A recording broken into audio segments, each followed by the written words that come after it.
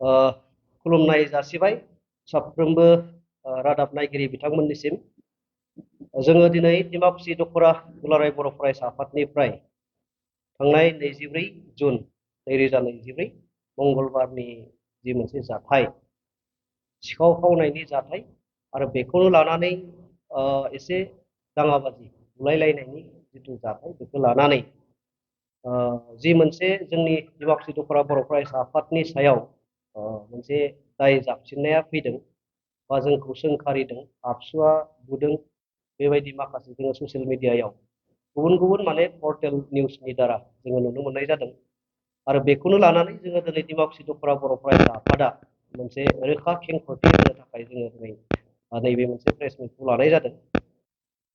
थार जाथाया जाहैबाय थांनाय 25 जुन 2024 समबार खालि मोनसे मबाइल दखानाव रिचार्ज आरो सिम कार्ड फाननाय बेबायदि मोनसे दखानाव सिखाव जादोंमोन।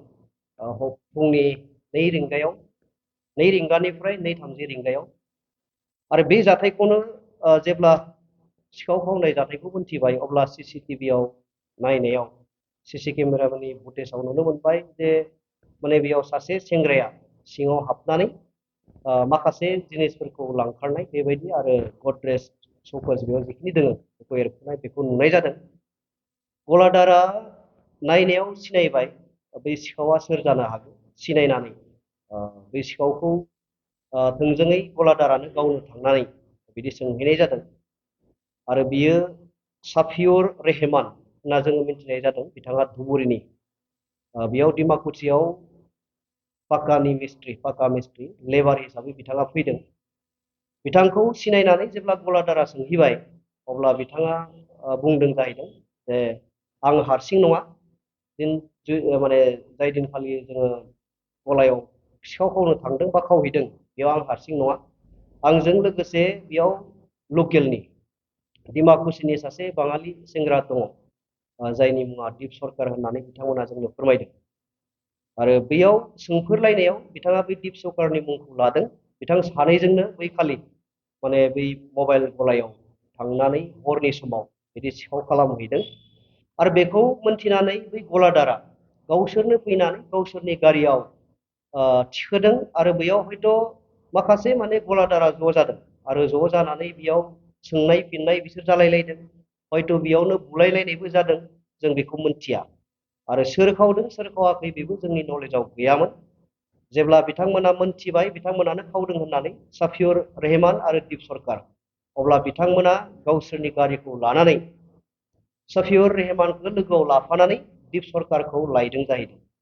आरो बिनि उनाव बिथांमोना थोंजों थानायाव लाङा लाबासिनो जोंनि साखाथियावनो थानाय डिमाकुसिनि नैबे जोंनि दख'रायावनो बिथांमोना सावरायनो होननानै हयथ' लाबोदोंमोन।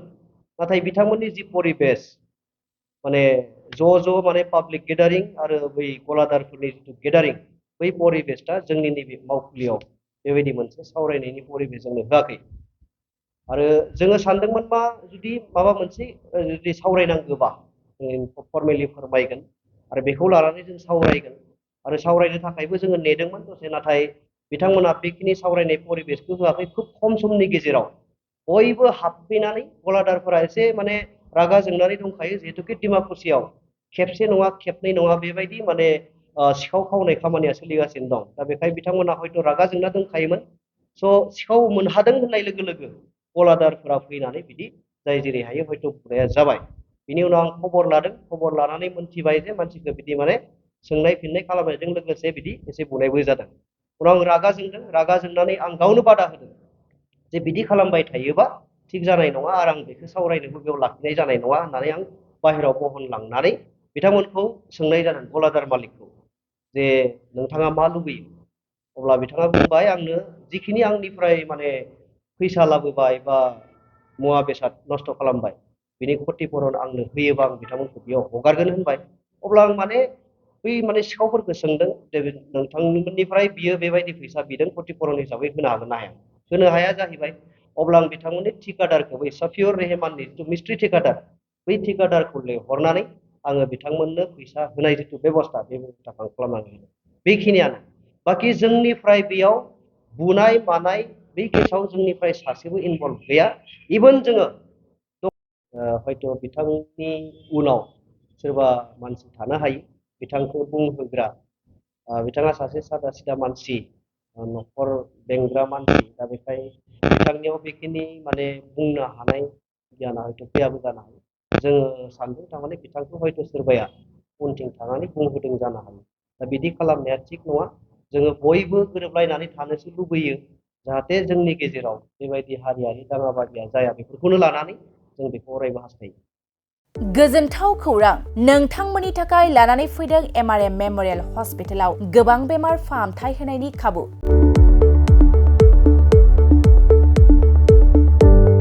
बेमारि सुबुंफोरनि थाखाय गोजोनथाव खौरां MRM मेमोरियेल हस्पिटालाव मोजां रोंगौथि गोनां डक्टरफोरजों बेमारि सुबुंफ्रा मोजां फाहामथाय लानो हानाय सुबिदाखौ लानानै फैबाय MRM मेमोरियेल हस्पिटाला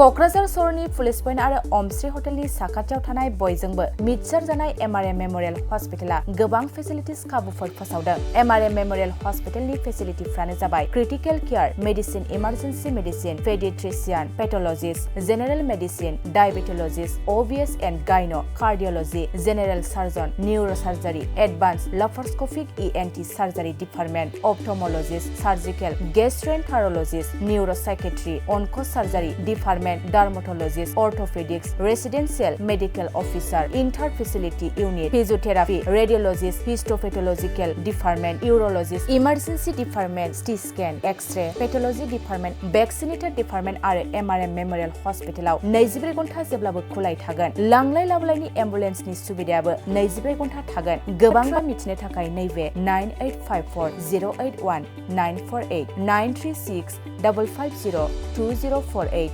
जानबुं नाम्बाराव फन खालामनानै नोंथाङा मिथिनानै लानो हागोन।